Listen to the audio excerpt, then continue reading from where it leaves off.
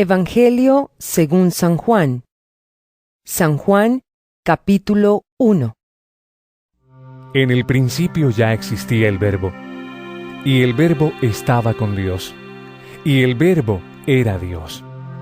Él estaba con Dios en el principio. Por medio de Él, todas las cosas fueron creadas. Sin Él, nada de lo creado llegó a existir. En Él estaba la vida, y la vida era la luz de la humanidad. Esta luz resplandece en las tinieblas, y las tinieblas no han podido extinguirla. Vino un hombre llamado Juan. Dios lo envió como testigo para dar testimonio de la luz, a fin de que por medio de él todos creyeran. Juan no era la luz, sino que vino para dar testimonio de la luz. Esa luz verdadera, la que alumbra a todo ser humano, venía a este mundo. El que era la luz ya estaba en el mundo, y el mundo fue creado por medio de él. Pero el mundo no lo reconoció. Vino a lo que era suyo, pero los suyos no lo recibieron. Mas a cuantos lo recibieron, a los que creen en su nombre, les dio el derecho de ser hijos de Dios. Estos no nacen de la sangre, ni por deseos naturales, ni por voluntad humana, sino que nacen de Dios. Y el Verbo se hizo hombre y habitó entre nosotros. Y hemos contemplado su gloria, la gloria que corresponde al Hijo unigénito del Padre, lleno de gracia y de verdad. Juan dio testimonio de él, y a voz en cuello proclamó: Este es aquel de quien yo decía, el que viene después de mí es superior a mí, porque existía antes que yo. De su plenitud todos hemos recibido gracia sobre gracia, pues la ley fue dada por medio de Moisés, mientras que la gracia y la verdad nos han llegado por medio de Jesucristo. A Dios nadie lo ha visto nunca. El Hijo unigénito, que es Dios y que vive en unión íntima con el Padre, nos lo ha dado a conocer. Este es el testimonio de Juan cuando los judíos de Jerusalén enviaron sacerdotes y levitas a preguntarle quién era. No se negó a declararlo, sino que confesó con franqueza: Yo no soy el Cristo. ¿Quién eres entonces? Le preguntaron: ¿Acaso eres Elías? No lo soy. ¿Eres el profeta? No lo soy. Entonces, ¿quién eres? Tenemos que llevar una respuesta a los que nos enviaron. ¿Cómo te ves a ti mismo? Yo soy la voz del que grita en el desierto: enderecen el camino del Señor. Respondió Juan con las palabras del profeta Isaías.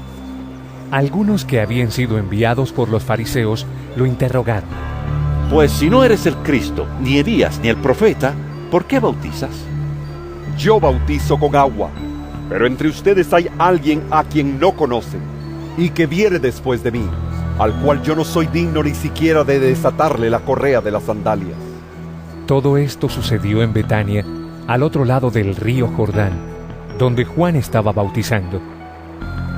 Al día siguiente, Juan vio a Jesús que se acercaba a él y dijo: Aquí tienen al Cordero de Dios, que quita el pecado del mundo.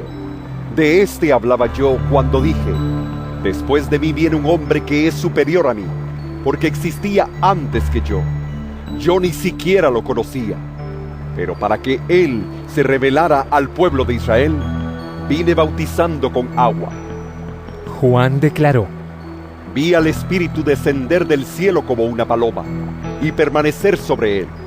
Yo mismo no lo conocía, pero el que me envió a bautizar con agua me dijo: aquel sobre quien veas que el Espíritu desciende y permanece, es el que bautiza con el Espíritu Santo. Yo lo he visto y por eso testifico que este es el Hijo de Dios. Al día siguiente, Juan estaba de nuevo allí con 2 de sus discípulos. Al ver a Jesús que pasaba por ahí, dijo: Aquí tienen al Cordero de Dios. Cuando los 2 discípulos le oyeron decir esto, siguieron a Jesús. Jesús se volvió y al ver que lo seguían, les preguntó: ¿Qué buscan? Rabí, ¿dónde te hospedas? Rabí significa maestro. Vengan a ver. Les contestó Jesús. Ellos fueron pues y vieron dónde se hospedaba, y aquel mismo día se quedaron con él. Eran como las 4 de la tarde. Andrés, hermano de Simón Pedro, era uno de los 2 que al oír a Juan habían seguido a Jesús. Andrés encontró primero a su hermano Simón y le dijo: Hemos encontrado al Mesías, es decir, el Cristo. Luego lo llevó a Jesús, quien mirándolo fijamente le dijo: Tú eres Simón, hijo de Juan. Serás llamado Cefas, es decir, Pedro. Al día siguiente, Jesús decidió salir hacia Galilea. Se encontró con Felipe y lo llamó. Sígueme. Felipe era del pueblo de Betsaida, lo mismo que Andrés y Pedro. Felipe buscó a Natanael y le dijo: Hemos encontrado a Jesús de Nazaret, el hijo de José, aquel de quien escribió Moisés en la ley y de quien escribieron los profetas. ¿De Nazaret? Replicó Natanael. ¿Acaso de ahí puede salir algo bueno? Ven a ver, le contestó Felipe. Cuando Jesús vio que Natanael se le acercaba, comentó: Aquí tienen a un verdadero israelita, en quien no hay falsedad. ¿De dónde me conoces? Le preguntó Natanael. Antes de que Felipe te llamara cuando aún estabas bajo la higuera, ya te había visto. Rabí, tú eres el Hijo de Dios. Tú eres el Rey de Israel. Declaró Natanael. ¿Lo crees porque te dije que te vi cuando estabas debajo de la higuera? Vas a ver aún cosas más grandes que estas. Y añadió: Ciertamente les aseguro que ustedes verán abrirse el cielo, y a los ángeles de Dios subir y bajar sobre el Hijo del Hombre.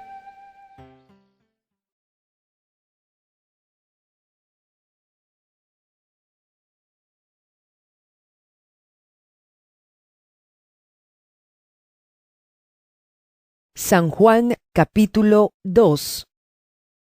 Al tercer día, se celebró una boda en Caná de Galilea, y la madre de Jesús se encontraba allí. También habían sido invitados a la boda Jesús y sus discípulos. Cuando el vino se acabó, la madre de Jesús le dijo: Ya no tienen vino. Mujer, ¿eso qué tiene que ver conmigo? Respondió Jesús: Todavía no ha llegado mi hora. Su madre dijo a los sirvientes: Hagan lo que Él les ordene.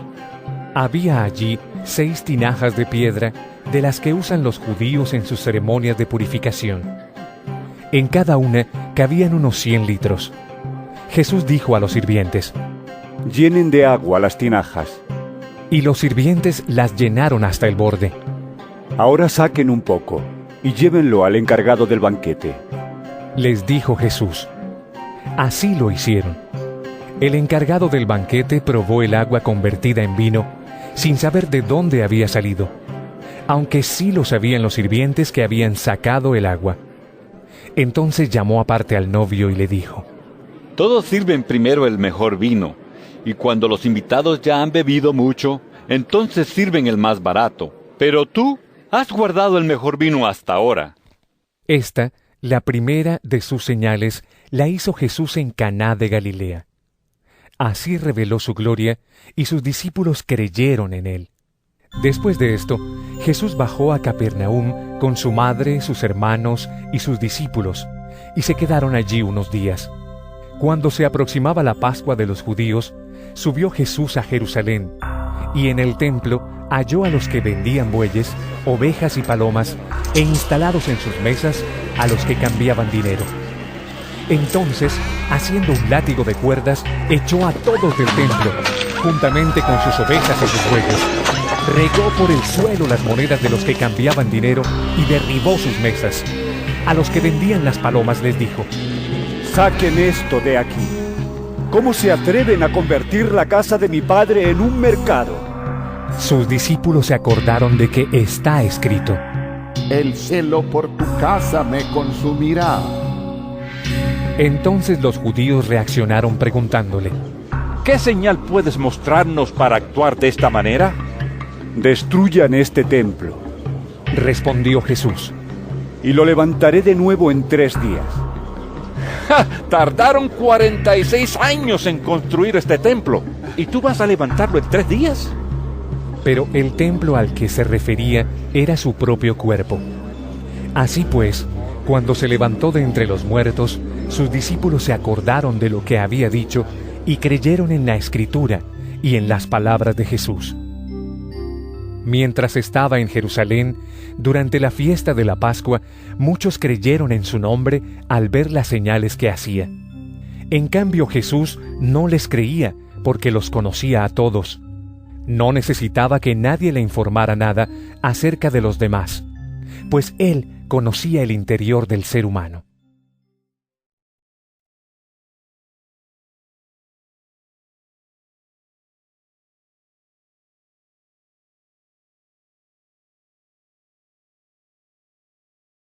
San Juan, capítulo 3.